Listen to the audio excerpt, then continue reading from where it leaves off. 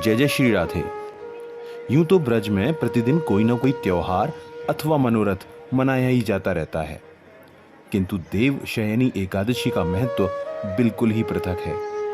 देवशयनी एकादशी पर अपनी शंकाओं एवं प्रश्नों को लेकर वृंदावन रील्स की भेंटवार्ता हुई भुवन हृदय आनंद वृंदावन सेवा संस्थान के संस्थापक, अध्यक्ष एवं गौसेवक आचार्य श्री अमर बिहारी जी के साथ, जिन्होंने इस पर्व की महत्व को बड़े ही सुंदर तरीके से हमारे समक्ष प्रस्तुत किया। तो आइए आनंद लेते हैं उस भेंटवार्ता का।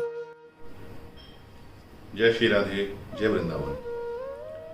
तो आज का हमारा विषय देवशयनी एकादशी। देवशयनी एकादशी क्यों मनाई जाती है, इसकी पीछे क्या महत्व है, क्या कथानक है। कथा आती है शास्त्र में, वामन भगवान बलि के पास जाते हैं, 3 पग भूमि की याचना करते हैं और 3 पग भूमि की याचना करके बलि ने संकल्प किया कि मैं आपको 3 पग भूमि दूंगा। वामन भगवान ने विशाल रूप धारण कर लिया और विशाल रूप धारण करके अपने एक चरण से नीचे के 7 लोकों को और एक चरण से ऊपर के 7 लोकों को नाप लिया है। भगवान ने कहा कि तूने अपने वचन का निर्वाह नहीं किया, एक मेरा पांव भी बाकी रह गया है, अभी गिनती पूरी नहीं हुई है, माप पूरी नहीं हुई है।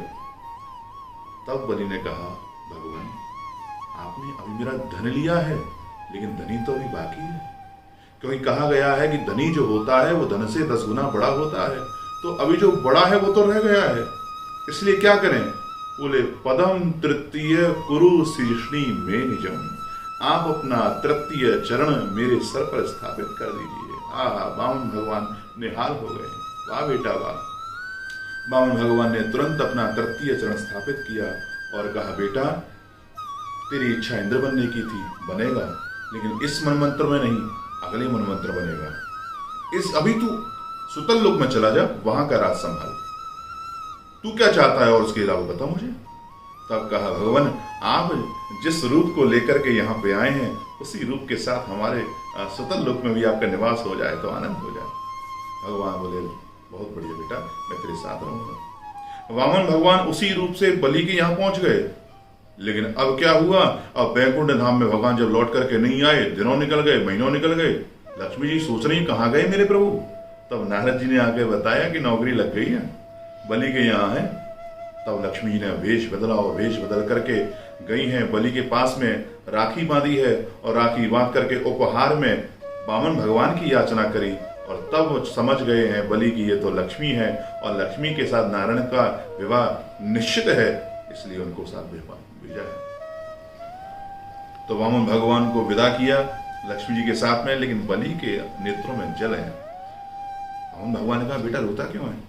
बोले, प्रभु आपके द्वारा जब आप यहाँ पे रहे, कितना समय आनंद के साथ बीता, भक्ति में बीता, लेकिन आप अब जब जा रहे हैं तो हमारा ये समय कैसे बीतेगा। तब वामन भगवान ने कहा कि बेटा साल में 4 महीने में तेरे यहाँ रहूंगा। और वो समय था देवशयनी एकादशी से लेकर के देव प्रबोधिनी एकादशी।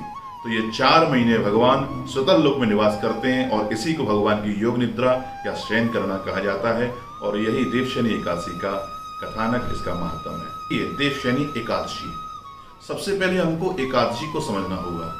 एकादशी अर्थात एकादश, यानी कि अपनी 5 ज्ञानेंद्रियों, 5 कर्मेंद्रियां और 1 मन, यानी 11 इंद्रियों से भगवान के समीप रहना। उपवास यानी कि समीप रहना, एकादशी का उपवास यानी भगवान के समीप रहना, अपने 11 इंद्रियों से भगवान के समीप रहना ही यही एकादशी का उपवास कहा गया है। हम भगवान विष्णु का अर्चन करें, वृंदावन की परिक्रमा यदि लगाने की सामर्थ्य हो तो वृंदावन की परिक्रमा लगाने का प्रयास करें, वृंदावन की परिक्रमा लगाएं। कुछ दान पुण्य कर सकते हो वो दान पुण्य करने का प्रयास करें। गौ माता की सेवा यदि कर सकते हो तो गौ माता की सेवा अवश्य अवश्य करें, क्योंकि गौ माता की सेवा करने से 33 कोटि देवता प्रसन्न होते हैं। न जाने कौन से देवता हमारी कुंडली में वक्री होकर के बैठे हुए हैं और गौ माता की सेवा करने से वो वक्री ग्रह भी महाराज शांत हो जाता है, कृपा बरसाने लगता है। ये गौ माता का सेवा का बड़ा प्रभाव है, तो गौ माता की सेवा करें। और एक मैं अंत में एक प्रमुख बात कहना चाहूंगा कि जिस प्रकार से वृंदावन रील्स चैनल के माध्यम से धर्म को आगे लाने के लिए, धर्म को अग्रसरण करने के लिए और धर्मो रक्षति रक्षिता की सभ्यता को आगे बढ़ाने के लिए जो इनके द्वारा जो कार्य हो रहा है उसके लिए मैं भूरी भूरी प्रशंसा करता हूँ, बहुत बहुत साधुवाद देता हूँ और आपको बहुत बहुत शुभकामनाएं, बहुत बहुत मंगल कामनाएं। जय श्री राधे, जय वृंदावन।